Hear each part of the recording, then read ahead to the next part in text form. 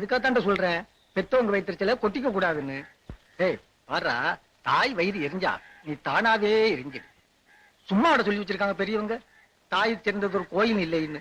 இங்க பாரா, உலகத்திலேயே விலை மதிக்க முடியாத செல்வம் தாய் தாண்டா. நீ எதை வேணாலும் விலை கொடுத்து வாங்கிடலாம்டா. ஆனா தாயை வாங்க முடியுமா சொல்லுடா. தாயே, ஒரு தாய் கொடு.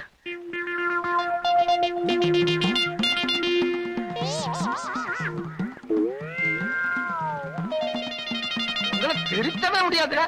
அண்ணே போயிட்டு வரேனே. பாடண்ணா.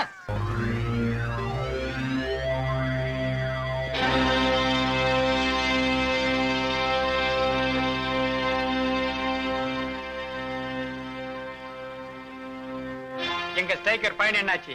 எங்க போட தொட்டாலும் பந்தயம் இல்லாம ஆடி பழக்கமே இல்ல. எவ்வளவு பந்தயம்? காசுக்காடி ஜெயிக்கணுங்கிற அவசியம் இவருக்கு கிடையாது.